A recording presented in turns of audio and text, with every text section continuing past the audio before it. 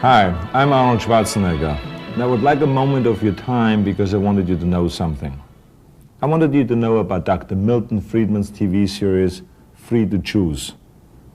I truly believe that the series has changed my life. And when you have such a powerful experience as that, I think you shouldn't keep it to yourself, so I wanted to share it with you. Being free to choose for me means being free to make your own decisions, free to live your own life, pursue your own goals, chase your own rainbow, without the government breathing down on your neck or standing on your shoes. For me, that meant coming here to America, because I came from a socialistic country where the government controls the economy. It's a place where you can hear 18-year-old kids already talking about their pension. But me, I wanted more. I wanted to be the best. Individualism like that is incompatible with socialism. So I felt I had to come to America. I had no money in my pocket, but here I had the freedom to get it. I've been able to parlay my big muscles into big business and a big movie career. And along the way, I was able to save and invest. And I watched America change. And I noticed this, that the more the government interfered and intervened and inserted itself into the free market, the worse the country did. But when the government stepped back and let the free enterprise system do its work, then the better we did, the more robust our economy grew, the better I did, and the better my business grew, and the more I was able to hire and help others. Okay. So there I was in Palm Springs, waiting for Maria to get ready so we could go out for a game of mixed doubles. I started zipping through the television dial, and I caught a glimpse of Nobel Prize winner economist Dr. Milton Friedman. I recognized him from the studying of my own degree in economics and business, but I didn't know I was watching Free to Choose. It knocked me out. Dr. Friedman expressed, validated, and explained everything I ever thought or experienced or observed about the way the economy works. And I guess I was really ready to hear it. He said, the economic race should not be arranged so that everyone ends at the finish line at the same time, but so that everyone starts at the starting line at the same time. Wow, I would like to write that one home to Austria. He said, that society that puts equality before freedom winds up with neither. But that society puts freedom before equality will end up with a great measure of both. Boy, if I would have come up with that one myself, I maybe wouldn't have had to get into bodybuilding. When I did beef up my bodybuilding in business school, of course I studied what Thomas Jefferson believed, and what Adam Smith thought, and even what Milton Friedman had to say. But with Free to Choose, it all came together. Their economic thought with my own personal experience. In a way, I felt I'd come home. I sought out Dr. Friedman and had the great pleasure and privilege of meeting him and his economist wife, Rose. And we've all become friends, and now I call him Milton. And that became a big pain in the neck about Free to Choose. All my friends and acquaintances got the tapes and the books for Christmas after Christmas, all the way through the Reagan years when I was able to tell them all, you see, Milton is right. And I think it's crucial that we all keep moving in the same direction, away from socialism and towards greater freedom and opportunity. That's why I'm so excited that Milton Friedman is updating Free to Choose, bringing it into the 90s by discussing how to deal with the drug disaster, the Japan phenomenon, and of course, the miserable failure of communism. Oh, by the way, there are plans now to translate Free to Choose into the languages of the Soviet Union and Eastern Europe. And you know, they really need it to guide them through as they take the first walk into freedom. But we need it too. I recommend you the new TV series Free to Choose and encourage you to walk into the 21st century in freedom, in opportunity, and in success. With Dr. Milton Friedman. Thanks for listening. Human and political freedom has never existed and cannot exist without a large measure of economic freedom. Freedom is making choices. What's best for me? What do I want to do? We all want to be free to choose. No government official is telling these people what to do. Parental control, parents choosing the teacher, parents monitoring the schooling. Free to live your own life, pursue your own goals, chase your own rainbow, without the government breathing down on your neck or standing on your shoes. Most of us would choose prosperity if we could, but what's the best road to that goal? Free trade set off a process that revolutionized Japan and the lives of its people. The Pilgrims tried a form of socialism over 300 years ago. Unfortunately for their fair-minded plans, they prospered only after they were allowed to keep for themselves all the food they grew. Who says economic institutions don't matter? We may dream of a perfect world, but we all know that's not possible. Hong Kong is very far from utopia. Life is unfair. There's nothing fair about one man being born blind and another man being born with sight. I do not know any exception to the proposition that if you compare like with like, the freer the system, the better off the ordinary poor people have been. Dr. Friedman has spent a lifetime studying freedom and prosperity. To him, the lessons of history are clear.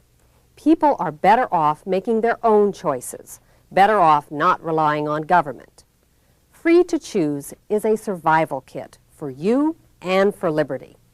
It's a gorgeous morning around the New York metropolitan area. Skies are sunny now. A little bit of cloudiness over the eastern end of Long Island, a patchy fog out there. Boy, we've got some lovely weather to talk about, and I think I promised you this back at the beginning of the week. Once, all this was a swamp, covered with forests.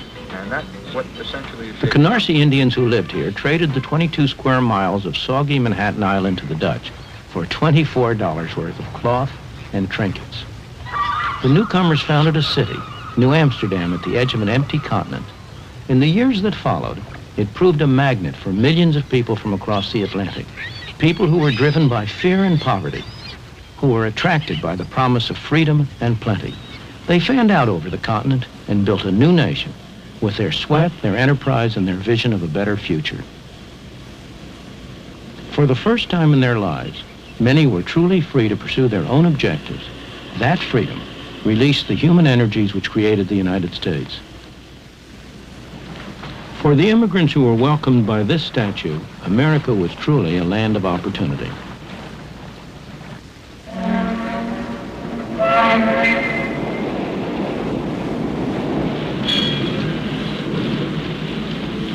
They poured ashore in their best clothes, eager and expectant, carrying what little they owned. They were poor, but they all had a great deal of hope.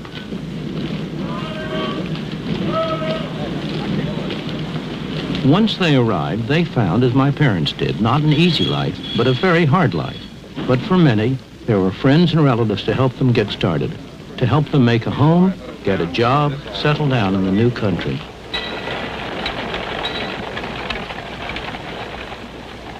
There were many rewards for hard work, enterprise, and ability.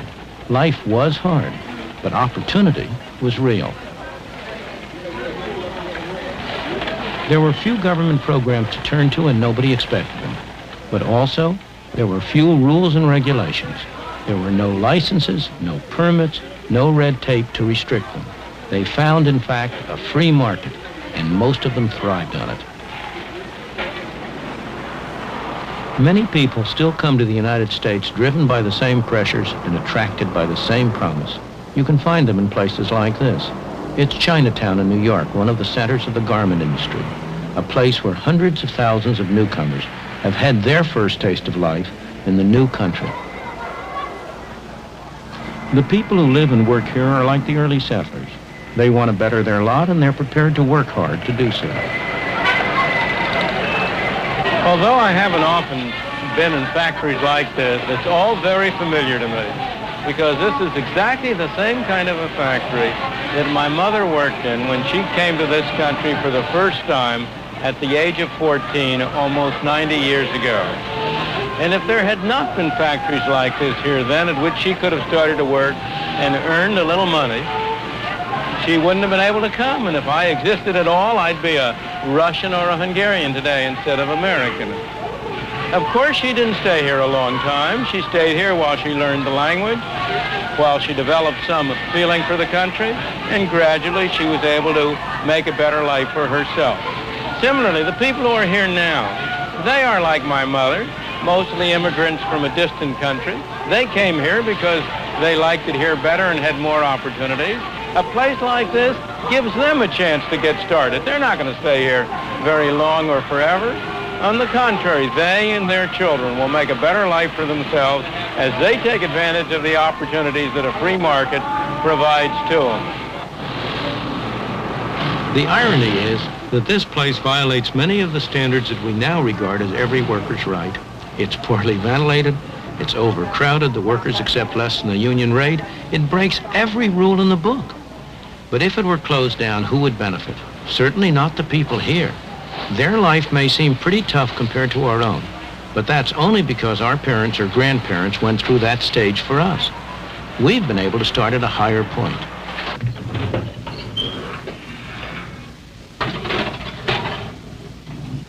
Frank Vasali's father was 12 years old when he arrived all alone in the United States. He'd come from Sicily.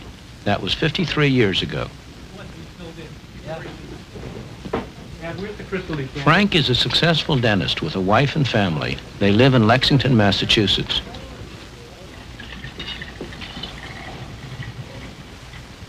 Fine, one bottle fills the whole decanter. There's no doubt in Frank's mind what freedom combined with opportunity meant to his father, and then to him, or what his Italian grandparents would think if they could see how he lives now. They would not believe what they would see, that a person could immigrate from a small island and make such success out of their life, because to them they were mostly related to the fields, working in the field as a peasant. My father came over, he made something for himself, and then he tried to build a family structure. Whatever he did was for his family. It was for a better life for his family. And I can always remember him telling me that, you know, number one thing in life is you should get an education to become a professional person. Johnny, please don't eat that.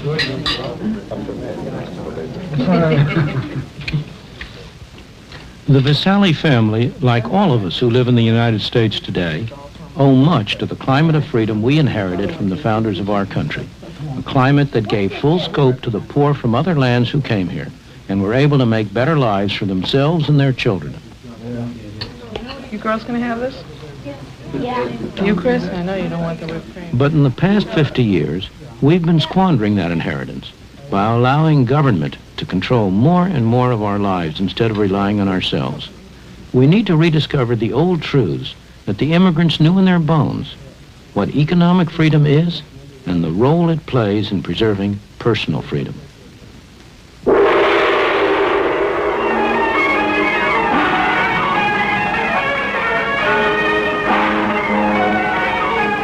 That's why I came here to the South China Sea. It's a place where there's an almost laboratory experiment in what happens when government is limited to its proper function and leaves people free to pursue their own objectives. Hong Kong, a place with hardly any natural resources. About the only one you can name is a great harbor. Yet the absence of natural resources hasn't prevented rapid economic development.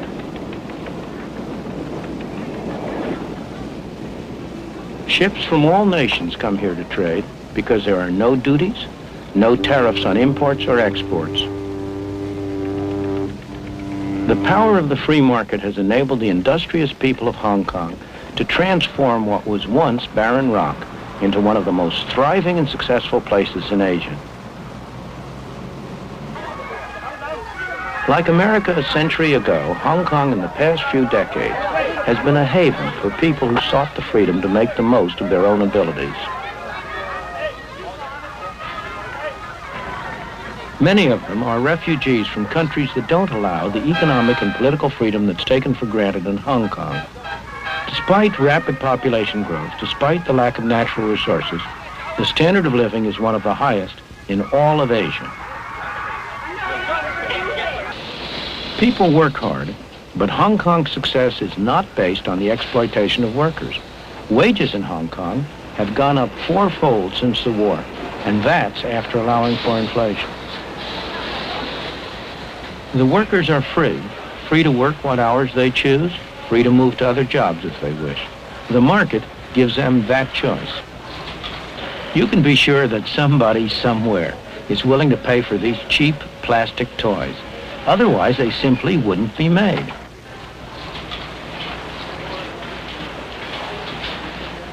Competition from places like South Korea and Taiwan has made cheap products less profitable. So Hong Kong businessmen have been adapting.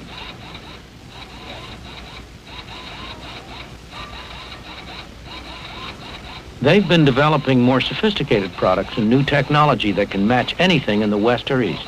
And their employees have been developing new skills.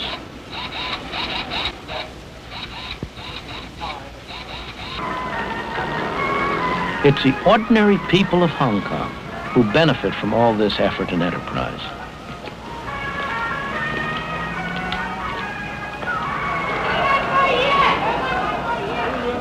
This thriving, bustling, dynamic city has been made possible by the free market. Indeed, the freest market in the world. The free market enables people to go into any industry they want, to trade with whomever they want, to buy in the cheapest market around the world, to sell in the dearest market around the world. But, most important of all, if they fail, they bear the cost. If they succeed, they get the benefit. And it's that atmosphere of incentive that has induced them to work, to adjust, to save, to produce a miracle. This miracle hasn't been achieved by government action, by someone sitting in one of those tall buildings telling people what to do. It's been achieved by allowing the market to work.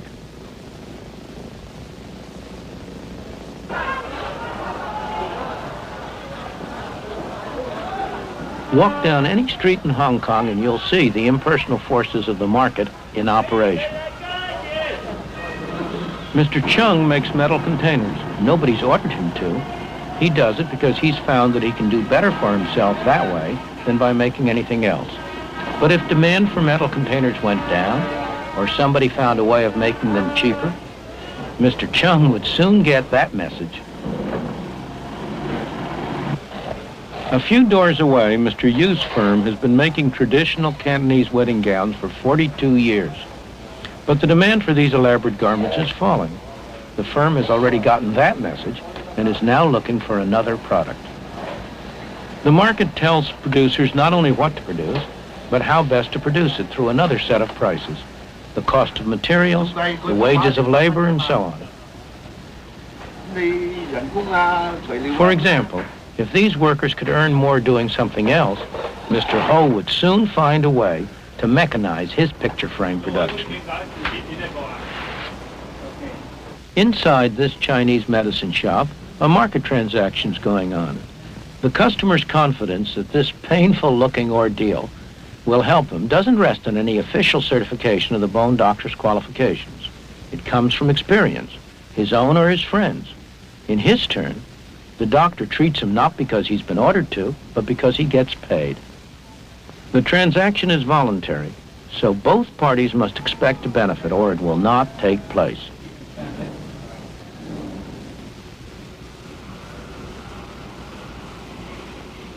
Believe it or not, this backyard is the entrance to a factory.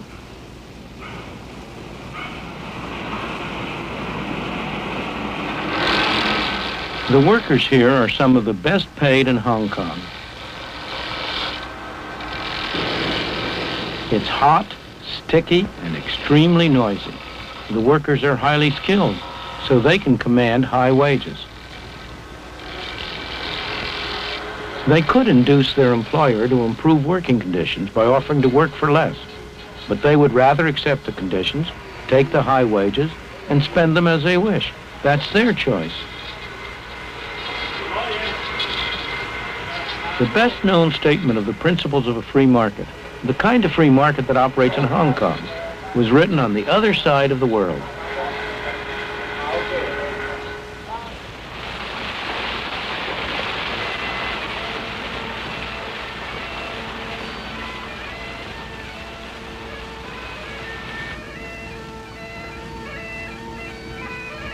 200 years ago in Scotland, Adam Smith taught at the University of Glasgow.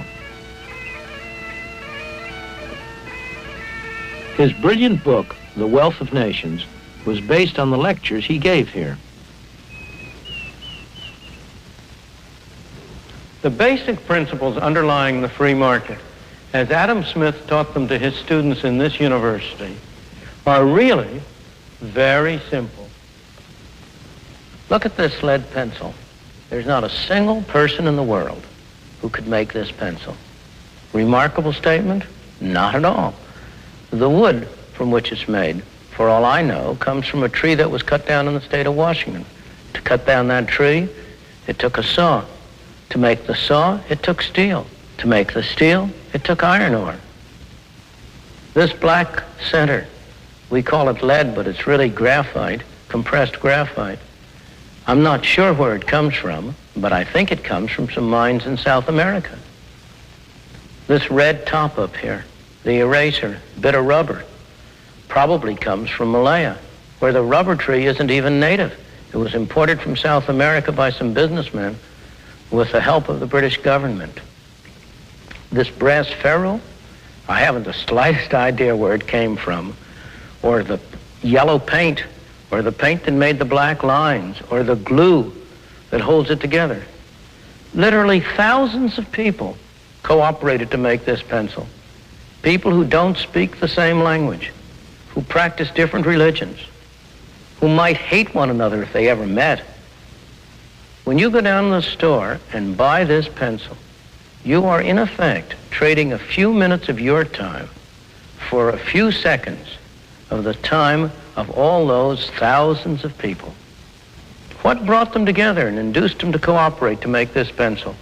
There was no commissar sending out orders from some central office.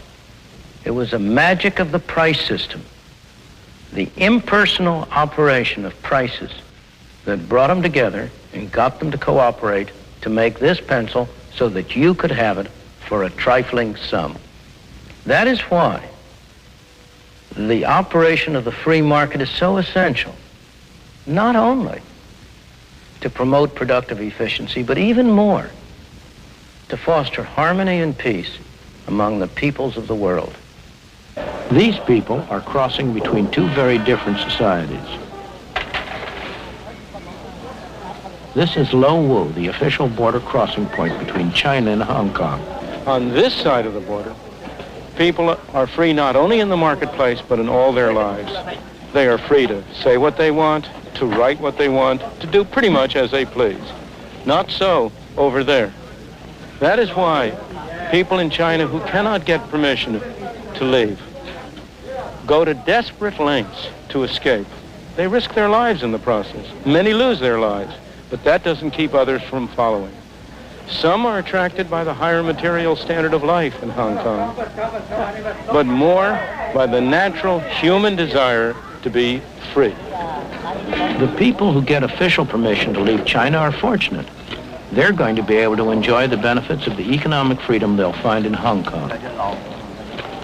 But more important, that will give them a much wider freedom.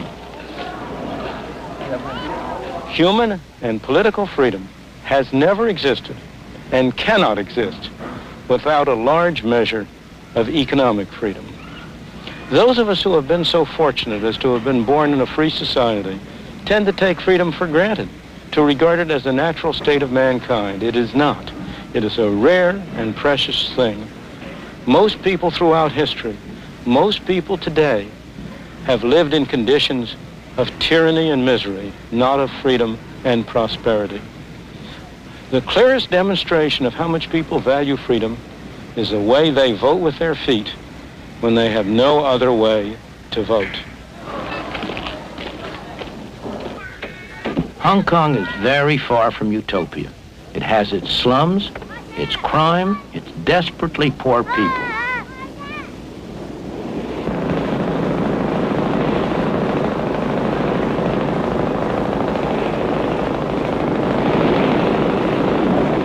But the people are free. That's, after all, why so many of them have come here, despite having to live in leaky houseboats in one of Hong Kong's many small harbors. Here, they have the freedom and the opportunity to better themselves, to improve their lot, and many succeed. There is an enormous amount of poverty in the world everywhere. There is no system that's perfect. There's no system that's going to eliminate completely poverty, in whatever sense. The question is, which system has the greatest chance? Which is the best arrangement for enabling poor people to improve their lot? And on that, the evidence of history speaks with a single voice. I do not know any exception to the proposition that if you compare like with like, the freer the system, the better off the ordinary poor people have been. Ask yourself what it is that assures these garment workers in Hong Kong a good wage. Not high by Western standards, but high enough to enable them to live far better than most people in the world. It's not government or trade unions that do it. These workers do well because there's competition for their labor and skills.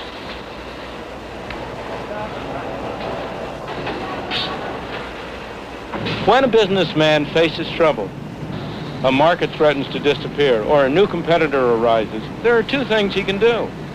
He can turn to the government for a tariff or a quota or some other restriction on competition, or he can adjust and adapt. In Hong Kong, the first option is closed. Hong Kong is too dependent on foreign trade so that the government has simply had to adopt a policy of complete non-interference. That's tough on some individuals, but it's extremely healthy for the society as a whole. Only the businessmen who can adapt, who are flexible and adjustable, survive, and they create good employment opportunities for the rest.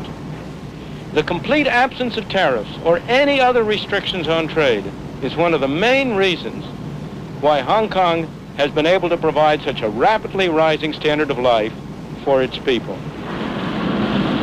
In all this, the government of Hong Kong has played an important part, not only by what it has done, but as much by what it has refrained from doing. It has made sure that laws are enforced and contracts honored. It has provided the conditions in which a free market can work. Most importantly, it has not tried to direct the economic activities of the colony.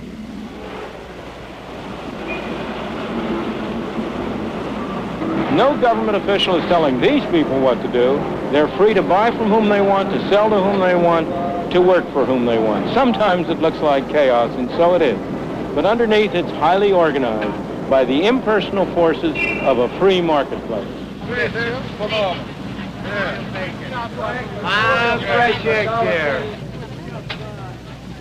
The impersonal forces of a free marketplace at work, back here in the United States. Hey, 2 broccoli, $1.25. Prices are the key. The prices that people are willing to pay for products determines what's produced. The prices that have to be paid for raw materials, for the wages of labor and so on, determine the cheapest way to produce these things. And in addition, these self-same prices, the wages of labor, the interest on capital and so on, determine how much each person has to spend on the market. It's tempting to try to separate this final function of prices from the other two, to think that somehow or other you can use prices to transmit the information about what should be produced and how it should be produced without using those prices to determine how much each person gets.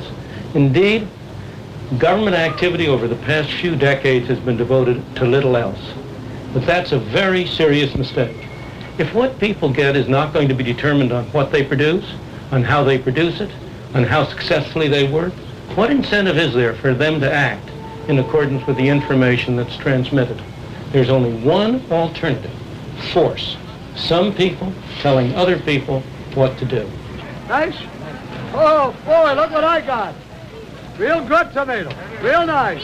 Hey, come on, try one of those tomatoes. You don't eat home anymore. Have free lunch over here. You eat for nothing over here. Wait, eat. We don't charge you. Have a free lunch. I know, I'm going to. That's right. Free lunch. Free lunch. The fundamental principle of a free society is voluntary cooperation. The economic market, buying and selling, is one example, but it's only one example. Voluntary cooperation is far broader than that. To take an example that at first sight seems about as far away as you can get, the language we speak. the words we use, the complex structure of our grammar. No government bureau designed that. It arose out of the voluntary interactions of people seeking to communicate with one another.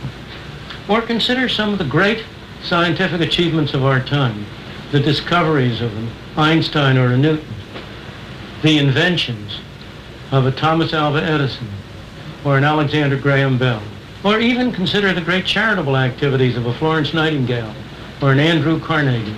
These weren't done under orders from a government office. They were done by individuals deeply interested in what they were doing, pursuing their own interests and cooperating with one another.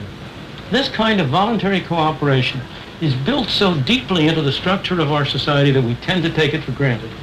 Yet the whole of our Western civilization is the unintended consequence of that kind of a voluntary cooperation, of people cooperating with one another to pursue their own interests, yet in the process building a great society.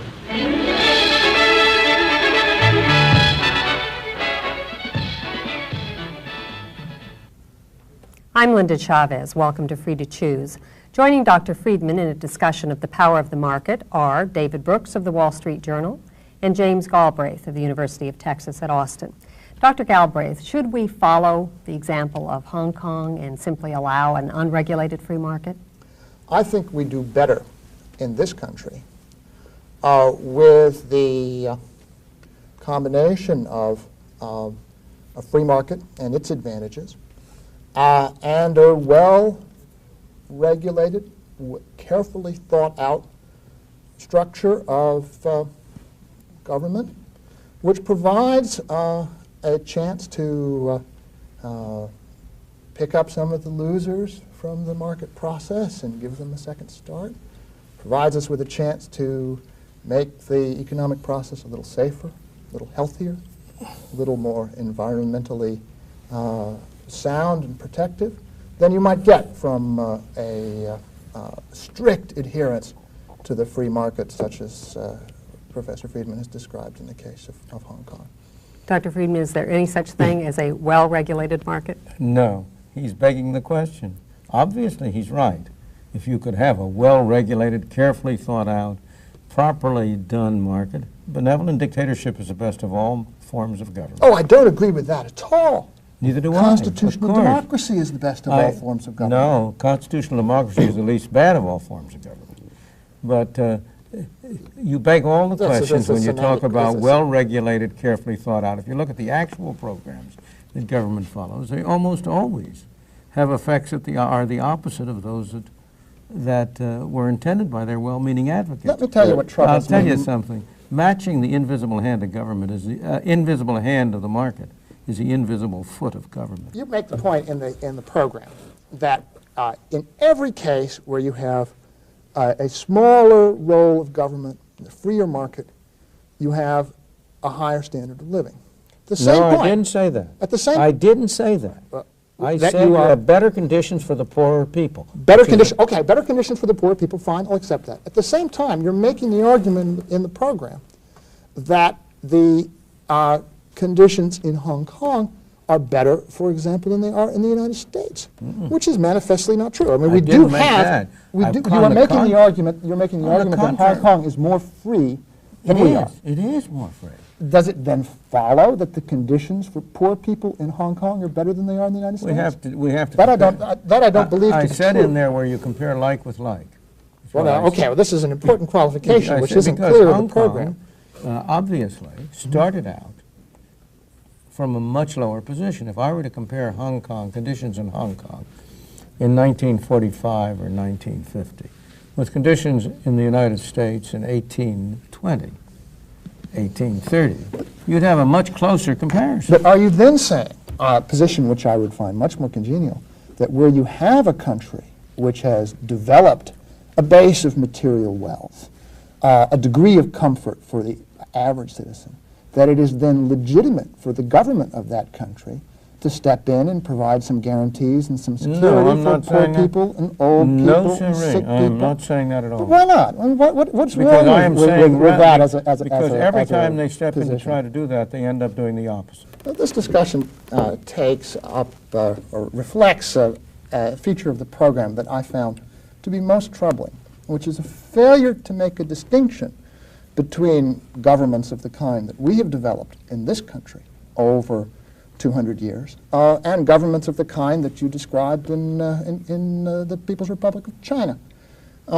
It's perfectly clear that one can have, and many countries do have, the curse of repressive dictatorships. It's also perfectly clear that an economy that's organized by commissars is going to fail, and we certainly have seen laid out before us over the last several years the ashes of those failed economies.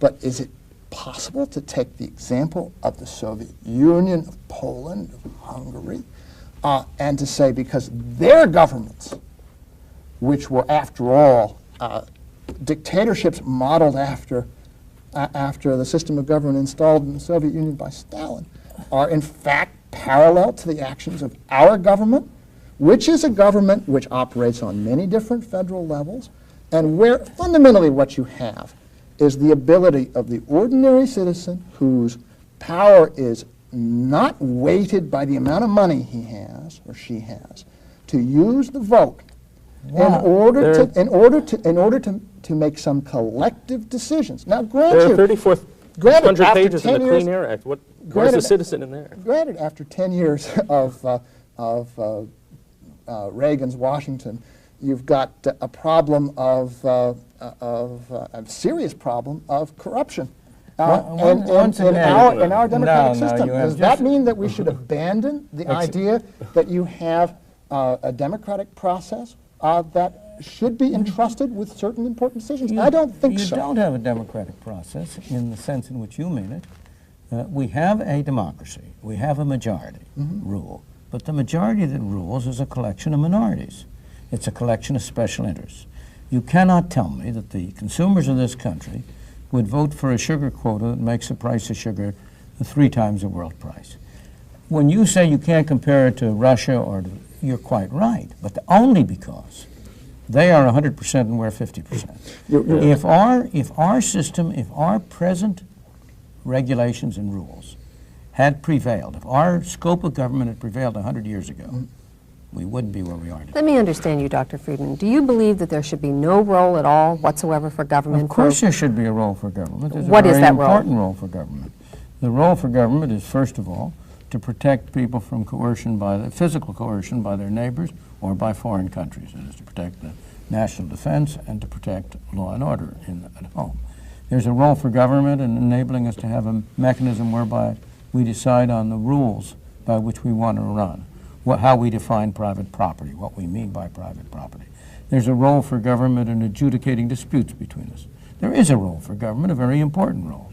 And I believe our government played that role quite well for about 100 years, until the Great Depression. I'd go a little further. I think there is a health and safety role as well. The problem is you have to keep your regulations simple and minimal. You have to realize that there are costs, and often the costs outweigh the benefits. In fact, in Washington, there are interests who want to divert costs to themselves. So there's sort of a built-in structure, a dynamic, to make costs outweigh the benefits. Well, we're making progress here. I would add that there's a role, the government has a role to protect the environment. I would say the government has a role to set standards for products in areas where information is very costly for the individual consumer to obtain. I like very much the fact that the steaks that dentist was eating were inspected by the USDA. Their purity was guaranteed by a rather well-functioning aspect of our government. Go ahead. On the other hand, you've got the FDA, which has these long delays, 10 years to get a drug approved. So the effect is that you have to be a big drug company to get any kind of, to enter the market, and you basically are closing off the market. On the other hand, you've had a set of regulations which have disappeared without any well-justified regrets. For example, the regulations that govern the entry into interstate trucking, the regulations that govern entry and rates in airlines. And incidentally, that was done under the Reagan administration. No. Those reforms were done under the Carter administration. They were started under the Carter administration. They were, and completed under the Reagan. Oh, they were not. They were stalled under the Reagan administration. It doesn't really matter. No, it does matter a great deal. Question of who favors these things and on what merits. But there's no doubt that Carter did the heavy lifting on deregulation. Thank you. But in any event, I'm not trying to defend one political party or another. As David says, a major enemy of a free market is a business interest. The business community is a major enemy. The problem in the society is to have the public at large understand the importance of free markets so as to protect themselves against the depredations of the business community with their tariffs, their quotas, their special provisions, and so on. But if you come to all of these good things that society is supposed to do, you have to look at how many of them have been perverse in their influences and their effect. You mentioned the FDA, and that's a very important case because that's caused tens of thousands of lives over the course of time because of the the evidence has been. Go ahead. I mean, you can start with the AIDS virus, where the FDA tries again. Recently, there have been reforms, but they were very slow to let people, even people who knew they were going to die and were going to die without any drug, to try experimental drugs. Let me ask another question. You'd have to establish that those experimental drugs would have, in fact, saved their lives. They couldn't have done worse. They were going to die. Let me give you another hypothetical. What if you have a social need, say a disease which is very lethal but affects very few people, and you don't have a company who has an interest because it's not going to make very much money, there's not a large market for the good to produce a drug. Does the government have any role there to step in to try and stimulate certain social purposes? It's hard for me to imagine. I can't imagine how the government would in the first place. But in any event, you must realize that government isn't the only recourse. Yeah. The great period, when were the nonprofit hospitals of the United States founded? Almost all of them were in the 19th century during the heyday of laissez-faire. There are private charitable activities, which are essentially the most effective way of handling the kind of things you've described. Yeah, right. A little bit of faithfulness to history surely would cause you to concede that in 1937, when we inaugurated Social Security, in 1965, when we inaugurated Medicare, we did so because the private charitable systems, the private insurance systems to care for people when they were old and when they were sick were failing in a gross way to meet the needs of the American people.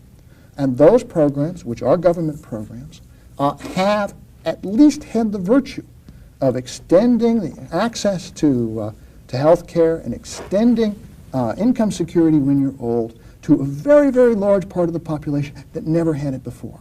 And I would argue to you that in addition to the regulatory functions and the judicial functions that we certainly agree on, that there is in a rich society which can afford to take care of people who fall out of the market process, who aren't lucky or gifted or fortunate in their economic lives, to take care of those people when they are old and when they're sick. But what about the extent to which the same society that you describe, the same logic that you describe, makes them poor?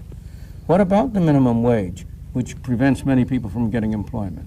What about the rent controls which destroy housing in the cities? And you're trying to look at I'm beginning to switch over. You can point to the minimum wage, which everybody agrees increases unemployment among the poor, especially. But what about the environment? I mean, if you have if you have a simple environmental law, I mean, the reason the West is cleaner than the East, the Eastern Bloc, is the main reason is we're richer. We can afford to do it. The problem, so far as the environment is concerned, the real function of the government is to define the property rights. And it is quite clear that if I force you to take bad water for good water, well, then I ought to pay you. I'm not quarreling with that. But if you look at the actual environmental measures that government takes, they often have harmful effects and not positive effects. The new clean air bill that has just been passed, for example, is going to cost an enormous amount of money. Well, nobody knows how much. In principle, of course, your argument is one which many economists are sympathetic to, and I have some sympathy for it. But the technical facts of environmental control are such that it is often very, very costly to define the property rights in a way in which you can generate an efficiently functioning market. That is why you don't have a privately organized market. The information cost of those transactions is extremely high. So in some cases, what you want to have the government do is say, if there is mercury in the water, you find out who's putting it in and you shut it off. But let's look at what the government... That's a reasonable way to proceed because the alternative is extremely costly. But let's look at what the government actually does. In the United States today, the federal government spends an amount of money which is 25% of the national income. State and local governments spend an additional 17% of the national income. That's 42% altogether.